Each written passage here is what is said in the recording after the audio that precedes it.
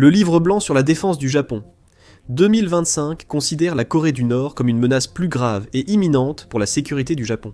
Et il n'est pas difficile de comprendre pourquoi. Pyongyang développe et teste régulièrement des missiles, et il renforce ses liens avec la Russie et la Chine. C'est l'une des 9 puissances nucléaires du monde, avec un dictateur violent et imprévisible comme Kim Jong-un. C'est aussi l'une des nations les plus dangereuses du monde. La guerre en Asie pourrait arriver plus tôt que prévu. Alors que la Corée du Sud représenterait la cible la plus évidente pour Pyongyang, celle-ci pourrait choisir une autre direction et frapper plutôt le Japon. Si c'est le cas, que se passerait-il et quelle nation l'emporterait ? Eh bien, même s'il est impossible de prédire parfaitement l'issue d'une guerre hypothétique, il est possible de faire des estimations éclairées et informées à partir des données disponibles. Il existe de nombreuses données sur les forces armées, politiques et tactiques du Japon et de la Corée du Nord. Par exemple, Global Firepower, qui est l'une des principales sources mondiales de données concernant 145 des puissances militaires modernes du monde, fournit des données détaillées sur la force de chaque nation, dans des domaines tels que la main-d'œuvre, les finances militaires, les ressources, la logistique, les forces terrestres, et ainsi de suite. Il publie également des classements annuels, évaluant la force globale de chaque nation pour 2025. Le Japon occupe la 8e place dans ces classements, juste derrière la France et le Royaume-Uni. Mais devant d'autres grandes puissances militaires comme la Turquie, l'Allemagne et Israël. La Corée du Nord, quant à elle, occupe la modeste 34e place des armées les plus puissantes du monde, selon les algorithmes du Global Firepower. Elle est juste devant le Bangladesh, mais derrière l'Argentine, le Mexique et le Nigeria. Les classements seuls n'en disent pas beaucoup. Il n'est pas évident non plus qu'un pays mieux classé batte automatiquement un autre moins bien classé. Mais en creusant davantage dans les données, on commence à voir des différences claires et frappantes entre ces deux nations. Bien que le Japon soit supérieur dans de nombreux domaines, la Corée du Nord a quelques atouts majeurs en main-d'œuvre. Par exemple, le Japon possède la 12e plus grande population au monde, avec plus de 123 millions d'habitants. La Corée du Nord compte un peu plus de 26 millions d'habitants. Le Japon compte plus de 42 millions de personnes aptes au service militaire et plus de 11 millions atteignant chaque année l'âge requis. En Corée du Nord, seuls 5,3 millions de personnes sont aptes au service et environ 420 000 atteignent l'âge militaire chaque année. En ce qui concerne la taille réelle des armées, cependant, la Corée du Nord dispose en fait d'une force bien plus importante que le Japon pour le moment. Elle compte plus de 13 millions de militaires en service actif contre moins de 250 000 pour le Japon, qui compte aussi 560 000 réservistes contre 56 000 pour le Japon. Cela met en évidence les doctrines et politiques militaires complètement opposées des deux nations. La Corée du Nord s'est depuis longtemps concentrée sur la projection de sa puissance et la constitution de la plus grande force possible afin d'intimider et d'effrayer ceux qu'elle considère comme ses ennemis. Comme les États-Unis et la Corée du Sud, le Japon a adopté une posture largement pacifiste depuis la fin de la Seconde Guerre mondiale. Ceci est principalement dû à l'article 9 de la Constitution japonaise qui renonce à la guerre et interdit l'usage de la force pour régler les différends internationaux. L'article 9 empêche également le Japon de constituer et de maintenir de grandes forces militaires, bien qu'il autorise une force d'autodéfense. Ainsi, le Japon suit une politique de défense strictement défensive, développant et déployant les mesures nécessaires pour protéger sa population et ses infrastructures. Ces dernières années, plutôt que de former des forces offensives pour attaquer d'autres nations, on a surtout tenté de réinterpréter l'article 9, afin de permettre au Japon de renforcer ses capacités militaires, particulièrement à la suite de la montée des tensions dans toute la région. Il est important de préciser que si le Japon était attaqué, il ne resterait pas passif et riposterait fortement. Il faut aussi noter que lors d'une guerre entre la Corée du Nord et le Japon, le nombre de soldats de chaque camp pourrait ne pas être si important. Puisqu'il n'y a pas de frontières terrestres, et que la mer du Japon les sépare, la Corée du Nord aurait beaucoup de mal à déployer une grande force militaire au Japon. Il lui faudrait de nombreux avions de transport et navires de débarquement pour acheminer même une petite partie de sa vaste armée depuis la mer vers le Japon. Le Japon profiterait de l'avantage du terrain et de ses puissantes forces aériennes et navales pour repousser toute invasion. Coulant les navires coréens, et en voyant leurs avions s'écraser du ciel avant même qu'ils ne s'approchent.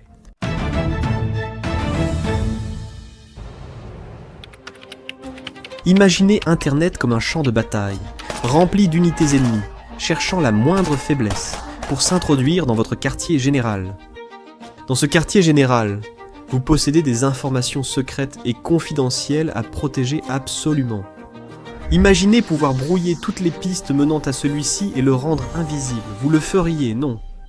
Nous aimerions remercier notre sponsor, Surfshark, dont le VPN garde vos informations en ligne privée et protégé contre les hackers et les acteurs malveillants.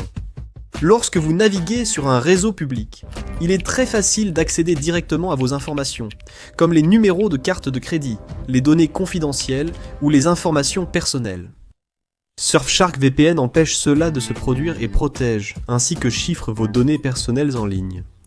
En plus de sécuriser votre navigation, Surfshark VPN permet d'accéder à des sites et services de streaming autrement bloqués par des restrictions géographiques. Et vous n'avez besoin d'installer qu'un seul abonnement sur tous vos appareils, sans aucune limite, pour commencer à naviguer en toute sécurité dès aujourd'hui. Allez sur surfshark.com/spectacle et bénéficiez d'une garantie de 30 jours sans risque, ou utilisez le code SPECTACLE lors du paiement pour obtenir 4 mois supplémentaires de Surfshark VPN. En même temps, il ne suffirait que d'un petit nombre de soldats nord-coréens, en particulier ceux des forces spéciales du pays, pour infliger potentiellement des dégâts dévastateurs. Après l'infiltration du sous-marin de Gangnung, en 1996 environ, 60 000 soldats sud-coréens ont été mobilisés pour éliminer seulement 20 agents nord-coréens. En 1968, une unité de 31 soldats nord-coréens a failli assassiner le président sud-coréen. Cela montre à quel point les soldats les mieux entraînés de Pyongyang sont mortels et insaisissables. Même s'ils entraient au Japon, ils pourraient semer le chaos en tentant d'assassiner des responsables politiques et militaires. Beaucoup de ces soldats bénéficieraient également de leur expérience acquise lors de la guerre en Ukraine, la Corée du Nord ayant envoyé une petite partie de son immense armée pour aider la Russie. Récemment, le Japon a élaboré des plans pour contrer une incursion de forces spéciales, en coopération avec son allié proche, les États-Unis. Le Japon a organisé de nombreux exercices et préparé des plans d'urgence en cas d'entrée des forces nord-coréennes sur son territoire. Le plan d'opération 5055 détaille comment le Japon et les forces américaines présentes réagiraient à une attaque. Mobiliser les forces et déployer des moyens pour protéger les sites stratégiques et les infrastructures à travers le pays. Donc, malgré une armée plus nombreuse, la Corée du Nord aurait du mal à en tirer pleinement parti. C'est aussi largement vrai pour les forces terrestres du pays. Global Firepower note que la Corée du Nord dispose de capacités terrestres remarquablement solides pour un pays de sa taille. Avec plus de 4300 chars, 18 000 véhicules blindés, 2000 systèmes d'artillerie et 1500 lance-roquettes mobiles, la Corée du Nord surpasse largement le Japon, qui ne dispose que d'un peu plus de 500 chars, 600 systèmes d'artillerie et d'une cinquantaine de lance-roquettes mobiles. Cependant, selon des données récentes, le Japon dispose de plus de véhicules blindés, avec près de 32 000 unités. Cela illustre encore les divergences entre les deux pays sur la défense et la guerre, la Corée du Nord cherchant à accumuler un maximum de puissance. Le Japon choisit de miser sur des capacités défensives, investissant surtout dans des systèmes de défense aérienne avancés et des missiles intercepteurs, plutôt que dans de grandes flottes de chars. Sur le papier, si l'on ne se fie qu'aux chiffres, la Corée du Nord est la plus forte des deux dans ce domaine. Cependant, la guerre dépend autant de la qualité que de la quantité. La Corée du Nord aurait des milliers de chars, mais il ne compte pas parmi les meilleurs mondiaux. En effet, une grande partie de l'arsenal de Pyongyang est très vieux et dépassé. Ils utilisent notamment des modèles comme le char soviétique T-34, réellement employé durant la T-34. Il détient aussi d'importants stocks de chars T-54, 55 type 59 chinois et T-62 soviétiques, tous anciens et peu susceptibles de bien fonctionner. Dans un affrontement en tête-à-tête avec un char de 4e ou 5e génération plus moderne, il y a alors les modèles nationaux de la Corée du Nord, comme le Chonma-ho et le Songun-ho. Les responsables nord-coréens sont restés très secrets sur les spécifications techniques et les capacités de ces chars. Mais étant donné le nombre limité de ressources dont dispose Pyongyang, on ne s'attend pas à ce qu'il soit particulièrement efficace ou performant dans des scénarios de combat modernes. En effet, de nombreux analystes ont essentiellement qualifié les chars nord-coréens de pièges mortels sur roues, critiquant leur blindage, leur armement et leurs nombreuses lacunes, comparés aux principaux chars du monde entier. Comme le Mona 2 Abrams américain ou le K2 Black Panther sud-coréen, le char principal du Japon, quant à lui, est le Type 10. Ce modèle de 4ème génération, fabriqué par Mitsubishi Heavy Industries, allie puissance de feu, mobilité et technologie de pointe, pour laquelle le Japon est mondialement reconnu. Ce n'est pas le meilleur char du monde, mais il convient parfaitement aux besoins du Japon, avec un châssis relativement léger comparé à de nombreux autres chars de combat principaux, offrant une grande maniabilité sur les routes, sur les ponts et à travers le terrain japonais quelque peu difficile. Il est également équipé d'un puissant canon de 120 cm, avec un système de chargement automatique ultra rapide, d'un blindage composite solide et de capacités de mise en réseau moderne pour une gestion supérieure du champ de bataille. Lors d'une confrontation directe sur le sol japonais, le Type 10 l'emporterait contre presque n'importe quel char. La Corée du Nord pourrait tenter sa chance, mais comme dit plus haut, Pyongyang aurait beaucoup de mal à amener un seul char ou véhicule blindé au Japon. Tout d'abord, étant donné la logistique extrêmement complexe nécessaire pour organiser un important déplacement militaire à travers la mer du Japon, il serait peut-être plus pertinent d'examiner comment les deux camps se comparent en termes de force aérienne et navale. Le Japon a toujours été une nation maritime, maîtrisant remarquablement ses eaux. Il dispose donc naturellement d'une des plus puissantes marines mondiales. Malgré sa politique de défense défensive, le Japon reconnaît l'importance d'une force navale dissuasive pour limiter les risques d'attaque de la Chine, de la Corée du Nord ou d'autres pays hostiles. La flotte japonaise est moderne et bien équilibrée, comprenant environ 24 sous-marins, plus de 40 destroyers, 4 porte-hélicoptères, 6 frégates et plus de 20 navires de guerre des mines. Malgré un nombre total de navires relativement faible et un effectif de la marine pas très important, cette force dispose de navires de fort tonnage capables à la fois de se défendre et d'infliger des dégâts importants à tout ennemi, avec d'excellentes capacités de lutte anti-sous-marine et de guerre contre les mines. La marine nord-coréenne compte plus de 200 navires selon le Global Firepower, et d'autres sources estiment près de 500 navires au total. Cependant, encore une fois, il s'agit d'une histoire de quantité plutôt que de qualité. Une grande partie de la marine nord-coréenne est composée de navires obsolètes, datant de l'époque de l'Union soviétique. Beaucoup de ces navires sont aussi de petites embarcations fluviales, idéales pour les rivières, lacs ou eaux peu profondes côtières. Elles se comportent très mal en haute mer, à plus de 80 km du rivage. C'est crucial, car si la Corée du Nord voulait mener une attaque prolongée et intensive contre le Japon, elle aurait besoin d'une force navale forte et fiable pour le faire. Elle ne possède pas cela. Elle a une grande collection de bateaux pour la plupart anciens, qui ont peu de valeur dans des conditions réelles de combat naval. Ainsi, le Japon pourrait sans doute utiliser sa supériorité navale pour repousser toute tentative de débarquement ou d'assaut maritime. Il pourrait compter sur ses puissantes frégates, destroyers et sous-marins pour identifier et éliminer les navires ennemis avant même qu'ils n'approchent des côtes du pays, rendant presque impossible aux forces nord-coréennes de débarquer au Japon. Pendant ce temps, dans les airs, le Japon détient une fois de plus l'avantage. Il possède l'une des plus grandes forces aériennes au monde, avec plus de 1400 appareils au total, contre 861 pour la Corée du Nord. Le Japon possède plus de 200 avions de chasse dont des modèles puissants et furtifs comme le F-35. Avec 55 avions de transport, plus de 400 d'entraînement, plus de 140 de missions spéciales, 10 ravitailleurs et près de 600 hélicoptères, dont 119 d'attaque, la Corée du Nord a moins d'appareils dans presque toutes les catégories, mais une flotte de 368 chasseurs supérieurs. Cependant, comme les chars et la marine, la force aérienne nord-coréenne se compose surtout d'appareils obsolètes. Certains de ces avions auraient plus de 80 ans et seraient totalement inaptes au service. Au XXIe siècle, beaucoup de ces appareils sont d'anciens modèles soviétiques ou chinois. Ils auraient peu de chance dans un combat aérien direct face à leurs équivalents japonais.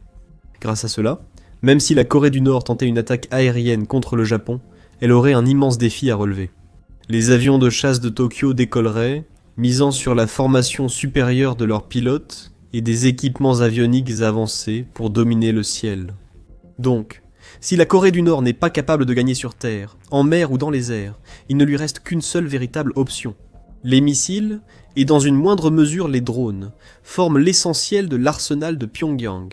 L'armée nord-coréenne a testé divers missiles de croisière et balistiques, dont les Hwasong-12 à 15 KN-01 et Pukguksong-12 et 3. Certains missiles sont opérationnels, d'autres en développement. La Corée du Nord a souvent exhibé et vanté ses missiles, affirmant détenir des armes capables de frapper presque partout dans le monde et de voyager à des vitesses hypersoniques pour échapper aux défenses aériennes. La seule façon réaliste pour la Corée du Nord de lancer une attaque réussie contre le Japon, et encore moins de gagner une guerre contre Tokyo, serait par le biais de ses missiles. Elle devrait prendre son ennemi par surprise, en frappant une ou plusieurs cibles majeures avec peu ou pas d'avertissement. Elle pourrait utiliser des essaims de drones pour saturer les défenses aériennes japonaises, espérant que les missiles atteignent leur cible. Mais il y a une grande faille dans ce plan.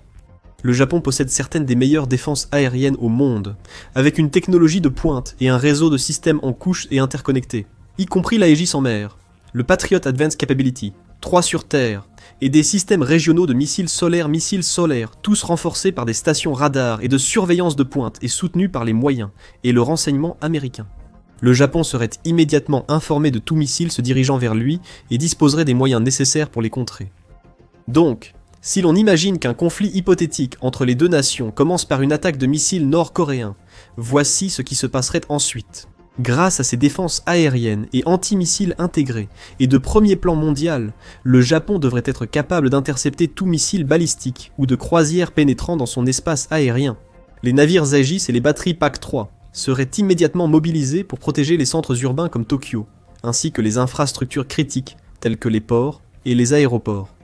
Les réseaux de capteurs et les radars continueraient de scruter le ciel, fournissant une connaissance de la situation inestimable, du renseignement et tenant le Japon et ses alliés informés de toute frappe supplémentaire. Le Japon aurait une forte probabilité d'intercepter et d'éliminer tout missile nord-coréen, avant qu'il n'ait la possibilité de causer des dégâts ou des victimes. Mais tout dépend des missiles utilisés et de leur nombre. La Corée du Nord pourrait d'abord lancer une salve modérée pour tester les défenses japonaises, puis effectuer une frappe plus puissante avec drones et missiles hypersoniques. Le pays pourrait également activer son armée de hackers pour tenter de paralyser les systèmes japonais et les infrastructures numériques vitales de l'intérieur. Cependant, il aurait beaucoup de mal à réussir, puisque le Japon est l'une des nations les plus avancées au monde en matière de technologie, avec certaines des plus grandes et des meilleures entreprises technologiques et équipes de cybersécurité du monde. Il devrait être capable de répondre rapidement et efficacement à toute tentative de guerre numérique. Cependant, une combinaison de guerre cybernétique et de frappes de missiles surprises pourrait suffire à prendre le Japon quelque peu au dépourvu. Des missiles pourraient atteindre leur cible et causer de lourdes pertes humaines, notamment dans un centre urbain dense comme Tokyo, la ville la plus grande et peuplée du monde. Dans tous les cas, que les missiles atteignent leur cible ou soient tous éliminés par les défenses aériennes, la réponse du Japon serait rapide et décisive. Il demanderait aussitôt l'appui de son allié le plus puissant, les États-Unis. Les États-Unis ont des bases au Japon et dans la région Indo-Pacifique, ce qui leur permettrait de mobiliser rapidement des forces, lancer des avions de chasse et renforcer la défense de Tokyo en quelques minutes.